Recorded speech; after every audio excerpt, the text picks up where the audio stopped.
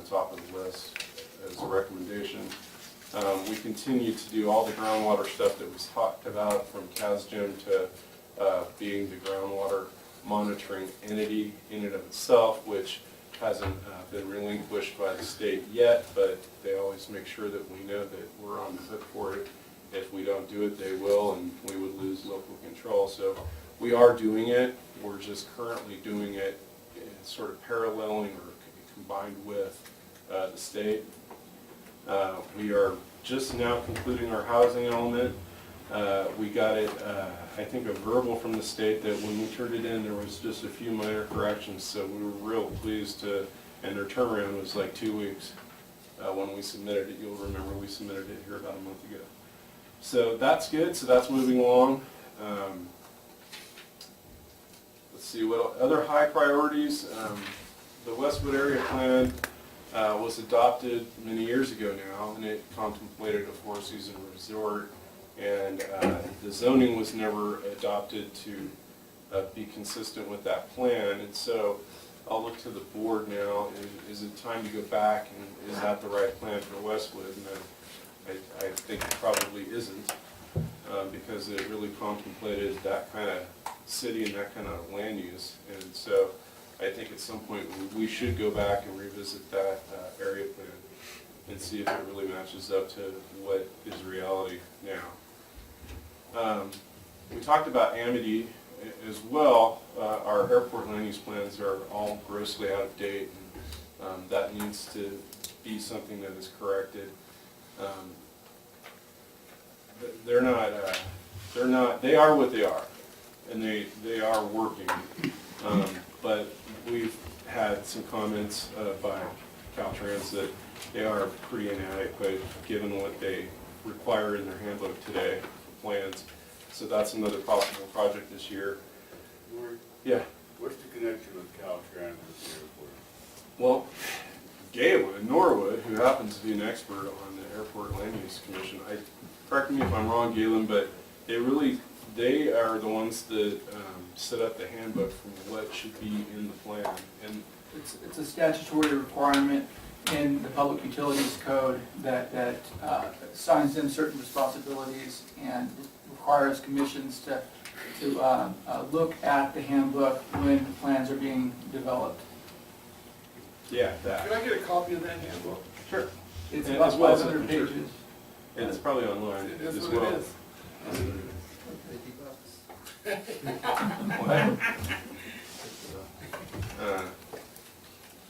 Another long-term project, but I've been saying that for a couple of years now, is updating our Title 16, our subdivision ordinance. It's pretty antiquated, and it's not just the requirements that are antiquated. There's just a lot of disconnect between a lot of our codes, calling people sanitarians and planning directors and community development directors, and just a lot of cleanup that needs to occur just in that regard. But as well, it's probably time for the county to look at what the standards are when and if we ever have another subdivision. Actually, we have one right now, so I shouldn't say that.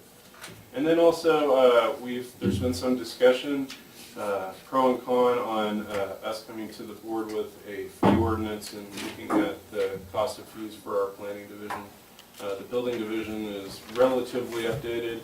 The planning fee schedule, I think, is over 20 years old, so it's time to look at that. We are in a timeout on the energy element. We did send a letter out. I don't think we got any responses back.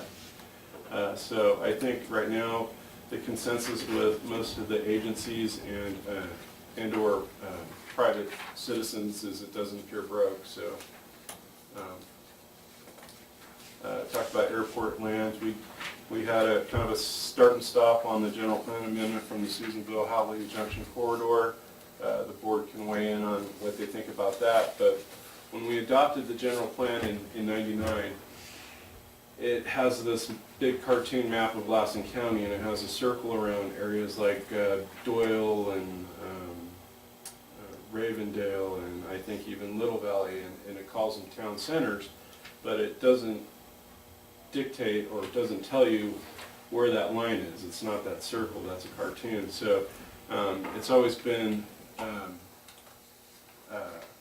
the policy to look at the maps that created whatever township that is and call that the town, but that should be clarified.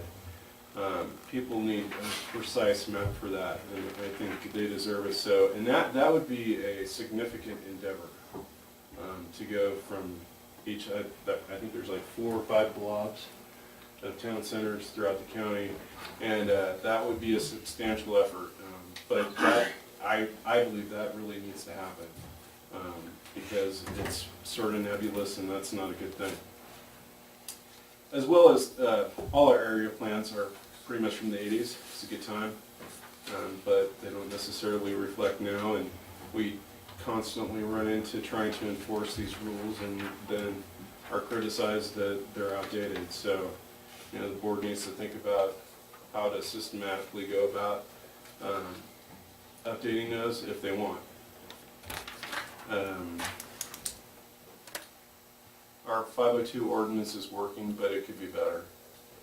I wouldn't put that at the top of the list, but you know, I'm not a fire guy either. So, our sign ordinance is outdated, and then you know, along with the general plan thing that I just talked about, we rezoned much of Lassen County to UC2 as a blanket zoning, but left A1, which is a defunct zoning, in many other places.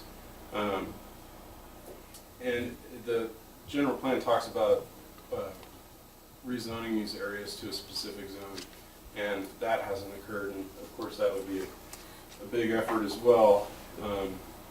But I want to remind the board that that's something that we should address. The A1 zone, which we would never zone to that zone. It's an outdated zone. We say so in the zoning ordinance.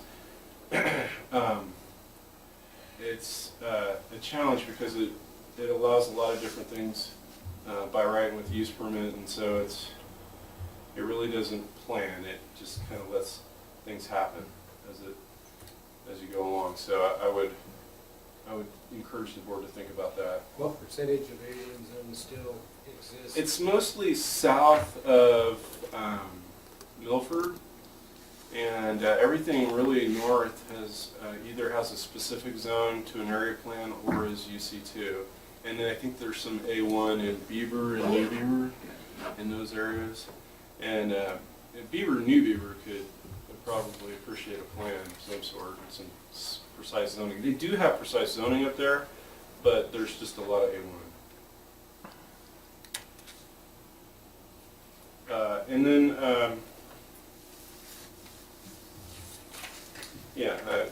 467, your favorite, Mr. Chapman, could use a tune-up, to say the least. But there's just things that don't make sense anymore. People always call up and ask the junior planner, what's a millinery shop? I can do it by right. And the planner has to go look it up. It's a hat store, but and frog farms aren't necessarily something that you see a lot of, and yet they're in much of our zones. Design review, we've been in front of you with some design reviews that they're always contentious, and my thought is, and it's of course the board's call, but like in the case of Richmond Gold Run, it encourages that community to develop their own design review committee, and yet staff is doing it. I would propose that if the community is not very interested in doing that, then maybe we should look at doing away with design review in areas where the community doesn't want to do it themselves. And I look to these 5 people for a head nod, yes, no, maybe, not sure. Okay, moving on. Yeah, we talked about cash jam. We're going to be doing monitoring, groundwater management. That goes into great detail.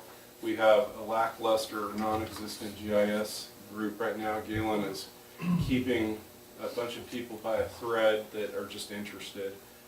But since we don't have a county-wide GIS system, we're sort of, everybody's just doing their own thing. It's probably not the most cost-effective way of having GIS because everybody's buying different licenses and trying to use different software, and then when they try to share, there's issues, and so, you know, GIS has been, some CAOs have, it was the next best thing and it had to happen yesterday, and others have felt differently. We haven't, you know, we use it all the time, but I mention it just because I know that from Public Works to the assessor's office to others, people are doing different things, and that's probably not cost effective. Something to think about. And then there's number 6 on page 18 goes through current applications, and I was making fun that we didn't have a subdivision, but we do. So then I go into some concerns. We go into concerns on some of our other stuff, ranging from updating our handouts. We've been actually really making progress on our applications and how we're going to be online, and policy development. As I said last time, we're working on internal policies that will be formalized, how we conduct ourselves in certain situations from building to planning. Some will be internal, some will be reviewed and signed off by the CAO, and some will come to the board. But we've got a handful of those now. Galen's been working really hard with our building official to get those done. And then I go through some achievements. I won't blow my own horn because we're running late, but that's sort of planning in a nutshell. I'm sure I missed tons of things, and you might have tons of questions. So So you're gonna do all this before or after you write the plan for the? yeah, somewhere in the middle, I guess. So let's maybe break planning out. And, So, yeah, I have a, so on page 16, point 3, you talk about the airport land use plans, but this is mainly referring to the plans that are old or needed an update. Right. But shouldn't we have one in there specifically based on the conversation that we need to actually yeah, make and a plan for that? I think we talked about Amity somewhere else. Yeah, you do. Yeah. Just wanted to make sure that. Okay. Yeah, I think we broke Amity out. Oh, That's okay. just for all our 5 outdated plans. Okay. And Not then, the outdated plan we don't have yet. Had a question, on page 45, I noticed there was on number 9, it talks about a parcel, selling the Chester parcel. I was just wondering how that one was just. That was collateral on a loan that failed, and we became aware of it about a year ago, and we've proceeded. We have an appraisal, and we're going to be in front of you for disposal. So is somewhere else on here is the plan to dispose of the other property? You know, the land around the Amity Airfield, is that somewhere else? Yeah, it is. I I can't point to it, but I remember we called that out as a separate thing. But remember, this document is from, I don't know, 2 months ago. Yeah. So, Okay. So that's, but we will insert it. okay. And then, It's in there somewhere. is it, okay.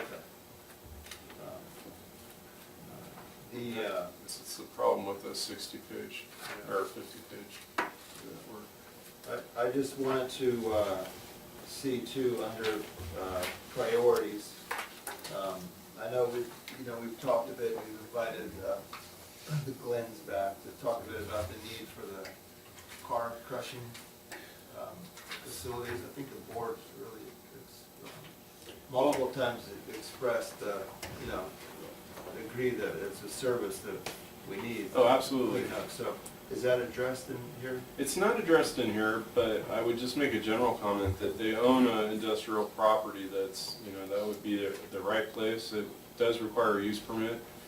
I know they're not very happy with that idea, but unless the board wants to change policy, it's not allowed anywhere without a permit because of the different many entities that are involved and the things that are addressed in the environmental. But this document sort of is a pull together of all the, the projects, priorities, needs, rezoning. I think it would be important that we insert something about the need to develop a facility or something to address the need for car abatement, Car abatement? or crushing or junk cars. Well, I'm not trying to be argumentative, I'm just saying, we have industrial zones, and we may not have enough of that, and unfortunately, the locations of a lot of the industrial were put next to the river, which doesn't make a great deal of sense, but we do have industrial lands, and that is the proper place for a use permit for car crushing or a junkyard or anything like that. No, I'm not saying what is or what isn't proper, but I think as a county, we need to, that's something that we need, you know? I totally agree.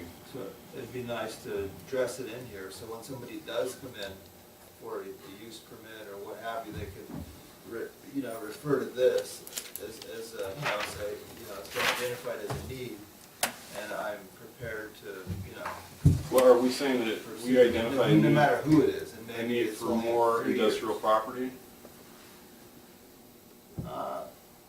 It's just something that, like you address the need to address zoning or look at the general plan, or it's kind of a needs or a wish list, if you will. I just think it's important because there was, thousands of cars that were being cleaned up, and now there's 0. So it's kind of a need, the county needs a place, and if this is a document that outlines the needs, the wishes and intent and priorities, I think it should be included as needed. Well, I understand the need part, what is the answer? What is the direction? Yeah, but this doesn't really give answers, it just kind of talks about what we need, like you have, zoning, and you say, look, this is outdated, we need to look, just somewhere in here, the need. Okay. Yeah, not really the how-to to get there, just Right. Recognize the need for it. Aaron? Yeah, kind of tagging on with Larry and kind of to Glenn's deal, so much of this is economic driven as far as the cars go. I mean, for years, scrap metal was worth nothing. And so there was no real big incentive or no need to get rid of a junk car or junkie that route. And all of a sudden, scrap iron goes up, well, then everybody's clamoring to get rid of it and go at one spot, and so then it gets there, and then pretty soon, okay, well, Glenn's take cars, I got a junk car, I'm gonna go take it to Glenn. Well, Glenn sits on it, but it's gonna cost you more for, say, to crush the car and get rid of it than it is, well, maybe he's gonna sit on it, speculate that, 6 months from now, the prices are gonna go up, so then we get this, what you wanna call it, a surplus, an inventory built up, and kind of speculate whether it's real busy or just speculating on the prices or whatever, it doesn't matter. So you kind of got the inventory, kind of what happened with Mr. Phillips, at one point in time. And so, I mean, those are all issues and concerns that are outside of this board that kind of need to be addressed. Yeah, it's So, I dynamic. don't know how you do it. It's dynamic, like you say. I mean, the Glens have every right to buy and sell cars on both their parcels. And that doesn't come with conditions in terms of quantity. So if they have 300 cars on their M1 parcel and they're all for sale, or they bought them for sale, that's what the zoning says you can do. Where we get sideways is when we start having a crusher there and we're squeezing and we're wrecking and we're doing all these other things that we would define as something else. But basically having an inventory of cars is well within their rights in that zoning district. So it's just the peripheral stuff that as the market presents itself, oh, would a crusher come and crush, and is that okay, and all those different things. But certainly they can sit on any amount of cars they want. There's no end or no definition to how many cars they can have. Don't we get money through the state for car abatement from licensing or?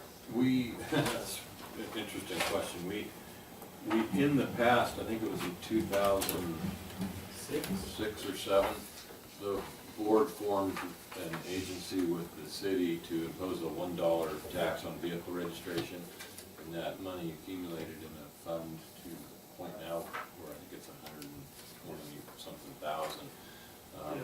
But as Supervisor Alba was mentioning, that the ebbs and flows of the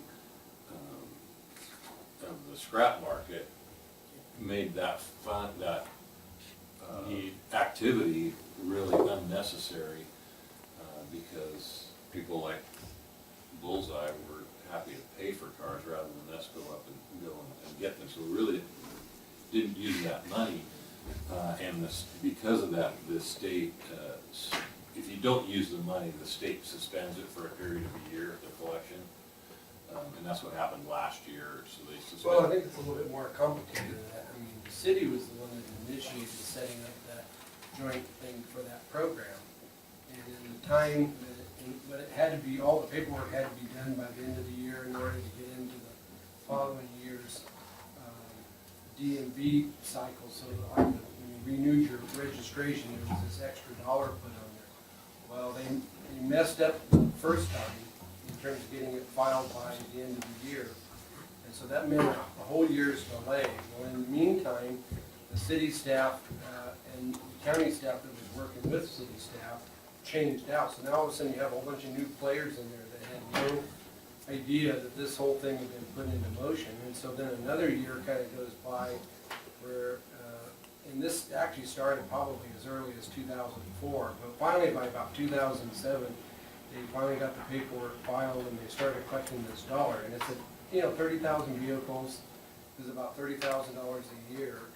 And in the meantime, the need that was there that initially got it started disappeared because the price of everything went up and it made it lucrative, or at least made it feasible for the private sector to come in. So all the abandoned vehicles that were scattered all like Westwood and all around the county, as well as here in the city area, all of a sudden were gone. But yet this fee was still accumulating. Of course, they never had a staff. The program was never launched. The monies were continuing to be, accumulated. And finally, the state says, well, heck, you got to have a program if you're going to have this fee. So that's what triggers the suspension.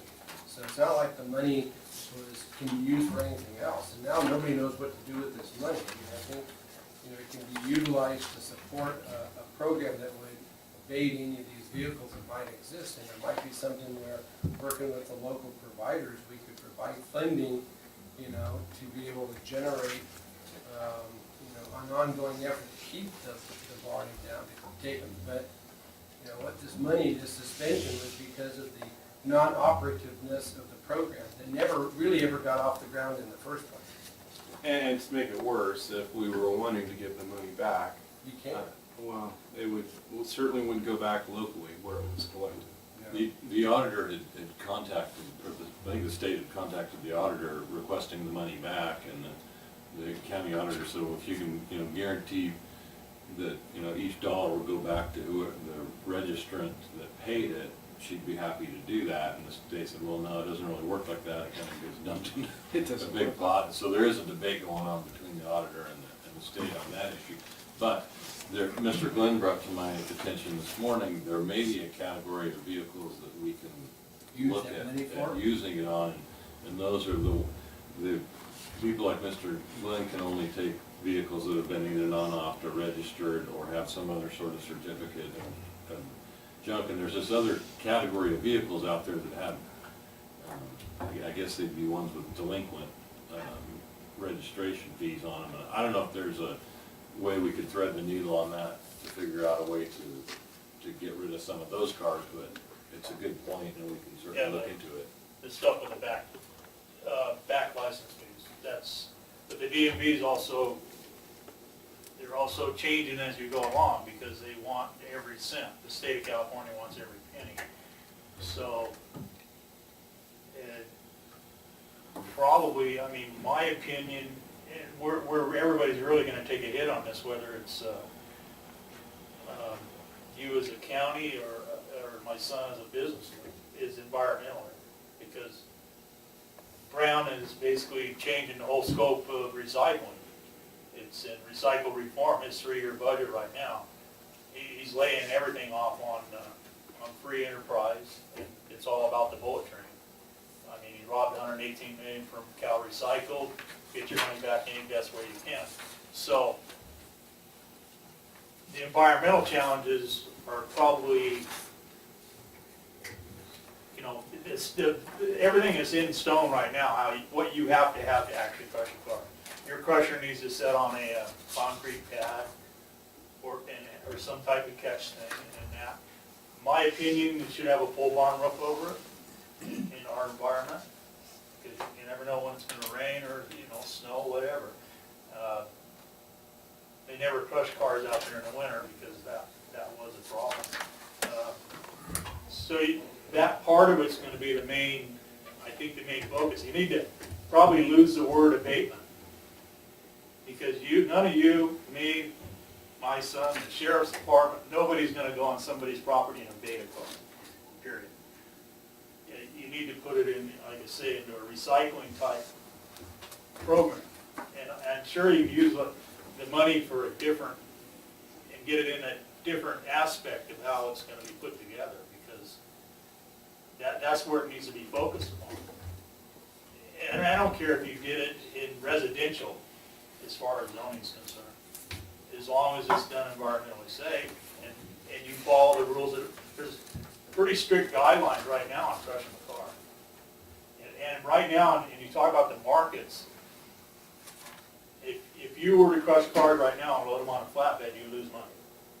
That's the bottom line. That's where the market is. So it's not like any different than Mr. Biles' hay or cows. If the price drops, maybe you'll have to hold that hay. But that's where this fee though, this money would come in, is it would. Right, but- it would offset some of that loss or so. that the But if person- you, yeah. I mean, if you're paying, like right now, I think my son's paying $50 a ton for a car, and that's actually too much. If somebody wants us to come pick one up, he'll pick it up for free. Some people want to still charge you $50. People don't want to pay $50. So, but they've tried that part of the program before, the towing and expenses and all that. I don't think free enterprise will take care of that part of it. I think the money would be best used, if you're going to stay in that program, would be to help with, say, the pad or the pole barn over it or that sort of thing. And the zoning, yes and no, like I say, it has to be done a certain way regardless. It's in like recycling in general. The rules are going to change drastically. Wrecking yards or junkyards as we know them, they're not going to exist in 10 years. They're all going to be under a building. They're not going to exist.